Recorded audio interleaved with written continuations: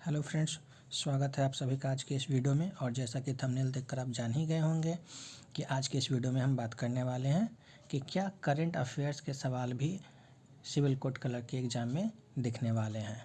ठीक है, तो इस सवाल पे हम लोग डिस्कशन तो ज़रूर करेंगे, क्योंकि एक चीज़ जो है सिलेबस से संबंधित बहुत सारे वीडियो जो हैं, आप देखेंगे कि सिलेबस से संबंधित बहुत सारे वीडियो जो हैं वो आप देख सकते हैं। यूट्यूब पे भी अवेलेबल है। और फिर आपके जो नोटिफिकेशंस थे, ठीक है, तो नोटिफिकेशन में भी है जिक्र कि क्या क्या है। लेकिन एक चीज़ जो मिसिंग है, ठीक है, I can say that one thing is missing. अब देखिए, अब आप सोचेंगे क्या मैं कह रहा हूँ, तो मैं ये बातें इसलिए कह रहा हूँ because I have appeared at the examination and I have qualified the examination। कहने का मतलब कि मैं इस एग्ज़ाम को दे चुका हूँ, उसे क्वालिफाई कर चुका हूँ और आज इस पोस्ट पे काम भी कर रहा हूँ। तो मुझे पता है कि इसमें क्या चीज़ें सही हैं और क्या चीज़ें गलत हैं, क्योंकि आज यूट्यूब के माध्यम से, ठीक है, बहुत सारे र्यूमर जो हैं आप लोगों को परोसे जा रहे हैं। ठीक है, बहुत सारे र्यूमर्स। अब आप सोचेंगे कि मैं किस चीज़ की बात कर रहा हूँ, तो आपने देखा होगा कि प्रीवियस ईयर्स के वीडियो बहुत सारे आ रहे हैं। प्रीवियस ईयर क्वेश्चन के बहुत सारे वीडियो अभी यूट्यूब पे मैंने देखा। तो इसमें बिल्कुल एक सवाल उठता है। सवाल ये उठता है कि क्या इस एग्ज़ाम के क्वेश्चन पेपर कैंडिडेट्स को दिए जाते हैं? तो सवाल है कि नहीं, बिल्कुल भी नहीं। ये जो एग्ज़ाम होता है, इसके क्वेश्चन पेपर जो होते हैं, क्वेश्चन पेपर कैंडिडेट्स को नहीं दिए जाते हैं। ठीक है, क्वेश्चन पेपर कैंडिडेट्स को नहीं मिलते हैं। तो फिर कहाँ से उन लोगों के पास आ गया जो ये दावा कर रहे हैं कि प्रीवियस ईयर का ओरिजिनल क्वेश्चन है? एक बात, चलिए ये अगर मान भी लें कि उनके पास किसी तरह से कहीं से आ गया तो ठीक है, लेकिन एक और जो संदेह वाली बात है, र्यूमर्स वाली बात है, जो 100% गारंटी मैं दे सकता हूँ कि वो बिल्कुल फेक है, र्यूमर है एंड नथिंग एल्स। वो कैसे? वो है प्यून। प्यून की जो प्रीवियस ईयर क्वेश्चन की बात की जा रही है, ठीक है, प्यून की जो प्रीवियस ईयर क्वेश्चन की बात की जा रही है यूट्यूब पे, तो मैं बता दूं कि अभी तक सिविल कोर्ट में जो प्यून की बहाली होती है उसके लिए अभी तक कोई भी एग्ज़ाम कंडक्ट नहीं किया गया है। अब से पहले प्यून की जो भी बहाली हुई है, जो भी रिक्रूटमेंट हुई है, वो सारे डिस्ट्रिक्ट लेवल पे डिस्ट्रिक्ट एंड सेशन जज जो होते हैं, डिस्ट्रिक्ट लेवल पे डिस्ट्रिक्ट एंड सेशन जज खुद एक इंटरव्यू कंडक्ट करके और शॉर्टलिस्ट कैंडिडेट्स को करके उसके अनुसार कर लिया जाता था। ठीक है, और वो भी सेंट्रलाइज नहीं होता था। जिस डिस्ट्रिक्ट में जब जरूरत पड़ी, तब ये नहीं कि हाँ पूरे बिहार में एक बार वैकेंसी आ गई, ऐसे नहीं होते थे।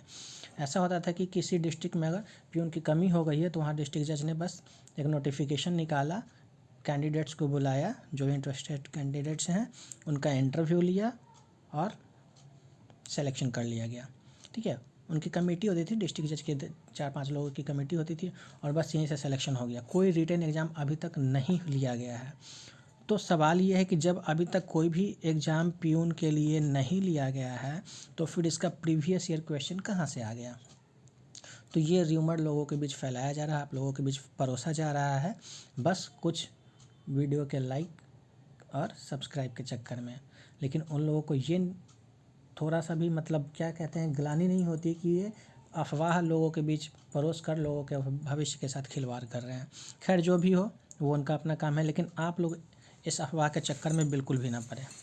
ठीक है, क्योंकि ये सब कुछ नहीं, ओनली एंड ओनली र्यूमर्स, मैं आपको पहले ही बता रहा हूँ। और ये बातें मैं इतने दावे से इसलिए कह पाता हूँ क्योंकि मैं बता चुका हूँ, मैं खुद सिविल कोर्ट में हूँ और मुझे इन बातों की जानकारी है। अगर आपके भी कोई परिचित सिविल कोर्ट में हैं या हाई कोर्ट में है, तो आप उनसे पूछ सकते हैं कि क्या सिविल कोर्ट में प्यून के लिए कभी कोई एग्ज़ाम हुआ है क्या आज तक? आपको जवाब मिलेगा ना।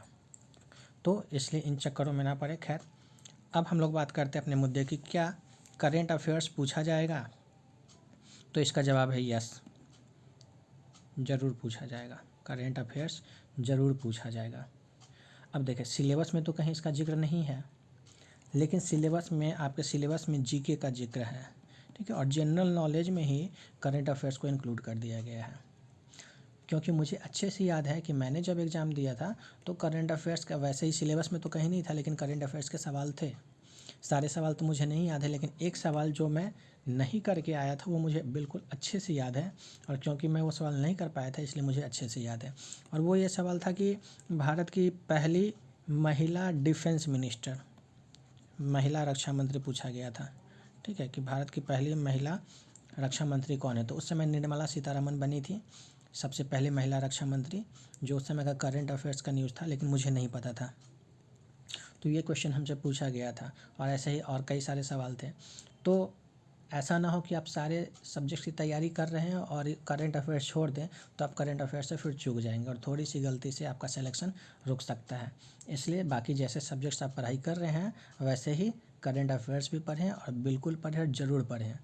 क्योंकि आप लोग जो लोग भी वीडियो देख रहे हैं, मैं दावे से कह सकता हूँ कि बस आप लोग जो लोग वीडियो देख रहे हैं उनके पास ये इन्फॉर्मेशन जा रहा है कि करंट अफेयर्स से भी सवाल आएंगे।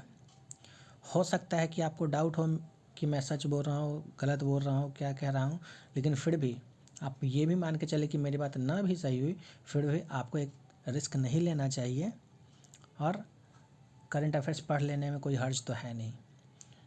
लेकिन जब आप एग्ज़ाम हॉल में बैठेंगे तब ज़रूर मेरी बात को याद करेंगे कि मैंने जो बताया था आपको बिल्कुल सही बताया था, ठीक है। वैसे भी कोई फेक न्यूज़ देकर आप लोगों को भ्रम में डालकर मेरा कोई फ़ायदा तो होने को है नहीं। एक बहुत ही कॉमन सी बात भी आप देखेंगे, मैं तो अपने चैनल को सब्सक्राइब करने के लिए भी नहीं बोलता, ना ही लाइक करने के लिए बोलता हूँ।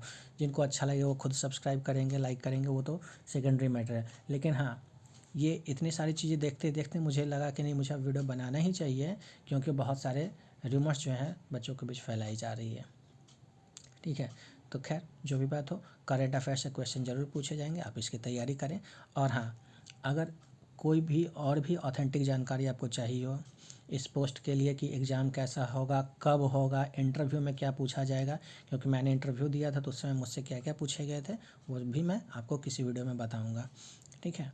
इसके अलावा क्या काम होते हैं, किस तरह के काम होते हैं, कितना प्रेशर होता है, कोई भी चीज़ इससे संबंधित आपको जानकारी चाहिए तो आप हमसे कमेंट करके पूछ सकते हैं, ठीक है। मिलते हैं फिर अगले वीडियो में। धन्यवाद।